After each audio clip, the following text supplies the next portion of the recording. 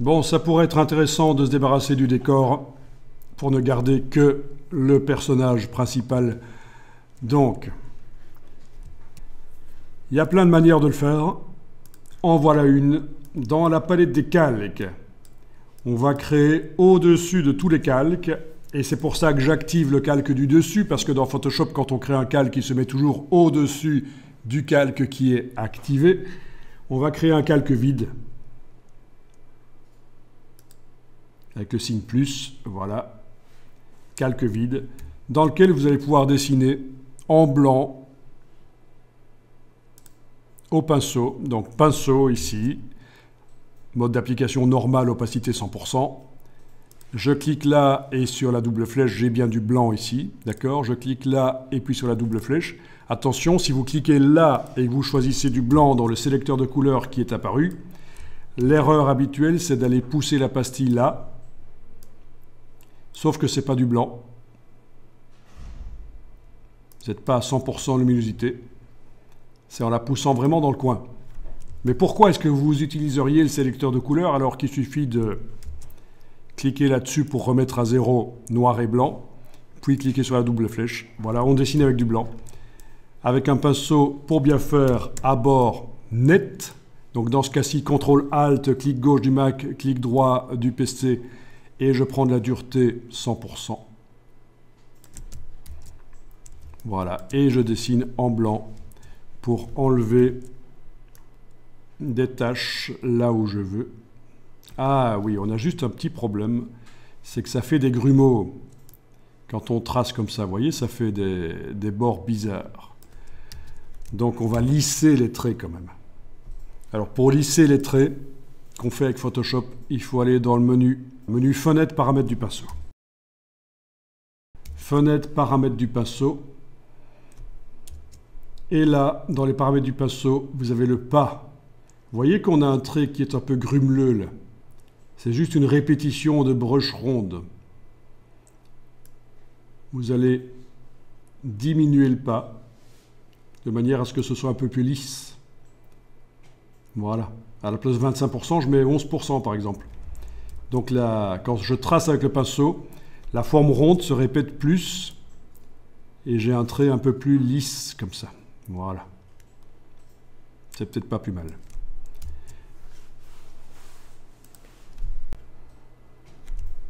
Donc, si vous avez mis des choses qu'il ne fallait pas, bien sûr, vous pouvez annuler, mais vous pouvez aussi supprimer les pixels blancs que vous avez mis avec la gomme. C'est rare quand on l'utilise, mais où est-ce qu'elle se cache d'ailleurs? Elle est là, voilà, la gomme.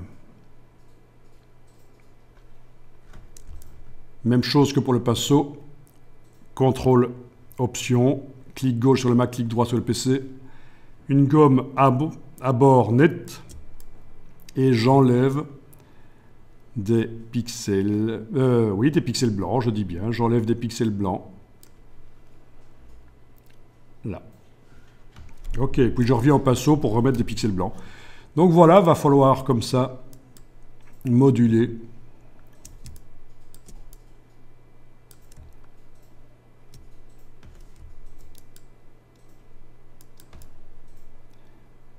Vous pouvez en profiter pour modifier le dessin, si vous voulez. Mais bon, on ne va pas ici tenter de faire un truc trop élaboré. Ce qui compte, c'est que la suite, la technique, ça marche bien. Donc n'hésitez pas pour le reste, bien sûr, à zoomer en arrière et à faire une grosse brush et à passer. Voilà. Logique, hein. On ne va pas remplir tout ça à la petite brush, il n'y a aucune raison. Donc grosse brush. Donc l'idée c'est d'obtenir au final un petit effet pochoir comme ça, voilà.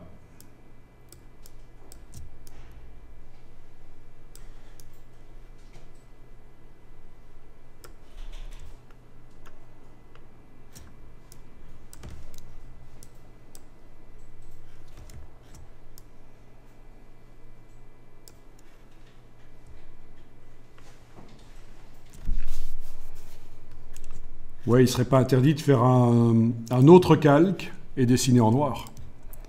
Si vous voulez vraiment aller plus loin, c'est possible aussi. Après, tout est possible. Même aller sélectionner une partie et l'utiliser, c'est possible aussi. Comme ça, par exemple.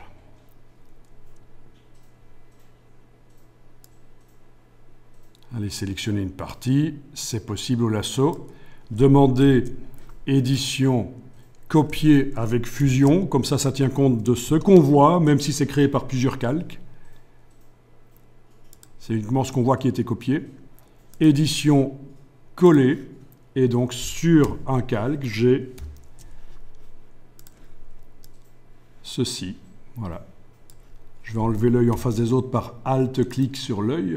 Comme ça, vous voyez ce que j'ai été copié. Voilà. Alt-clic à nouveau sur l'œil. Et donc ça, par transformation manuelle, tout ça peut être utilisé. D'accord?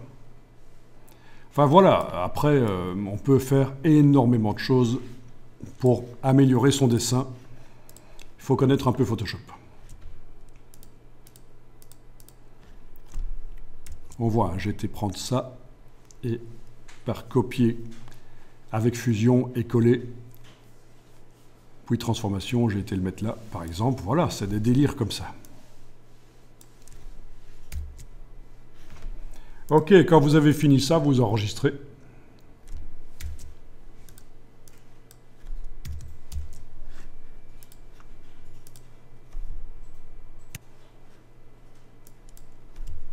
Et toujours possibilité d'aller retoucher le seuil, le dodge and burn, le flou, mais moi je vous conseille d'enregistrer pour ne pas perdre une version qui paraîtrait pas trop mal.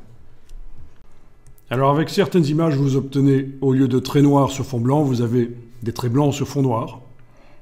Donc je vais aller voir ici dans la palette des calques. C'est une image créée par intelligence artificielle, pas par moi. Mais voilà, c'est une image créée par intelligence artificielle. Je vais enlever le flou. Là, j'ai fait juste Alt-clic sur l'œil pour ne voir que ce calque-là. J'enlève l'œil en face de flou gaussien. Voilà à quoi ça ressemble. Donc la source, elle est ici. Donc c'est toi qui as choisi cette image-là et qui a fait l'exercice. Et tu te retrouves avec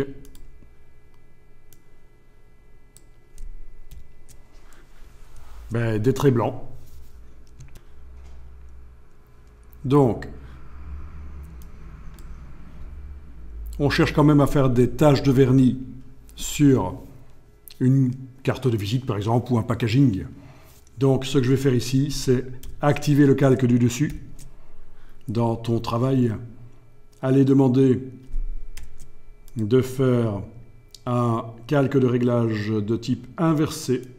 Donc, j'ai cliqué sur la demi-lune dans le bas de la palette des calques. J'ai choisi inversé. Ça me fait un calque de réglage de type négatif.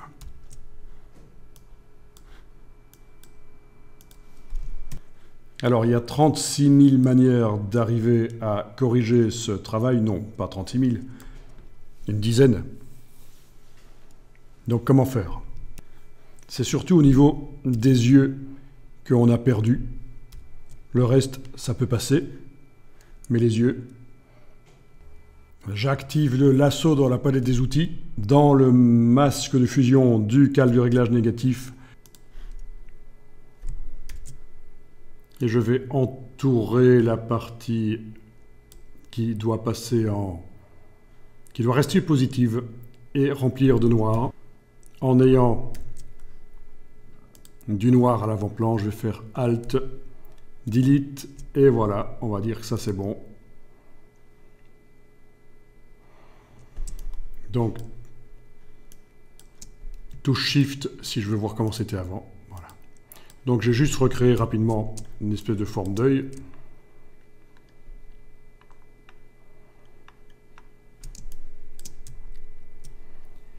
C'est très spécifique. Cette partie-ci, c'est pas vraiment un tuto. C'est pas une explication. C'est juste la résolution d'un problème qu'on avait. Donc je vous rappelle que à l'origine, on a ça. Et si on veut faire un vernis, il faut faire un négatif. Mais sauf qu'en négatif, ça faisait quelque chose de bizarre ici. Donc, il faut quand même avoir un œil. Parce que c'est des reflets, ces deux tâches. Voilà. Ok, je vais enregistrer. Donc bien sûr, cette partie-ci, vous ne l'avez pas fait. C'était juste pour résoudre le problème de Pierre qui avait démarré d'une image qui finalement lui a donné des traits blancs sur un fond noir. Et ça peut arriver souvent si vous démarrez d'une image où le sujet est clair et l'arrière-plan, le décor, est plus foncé que le sujet.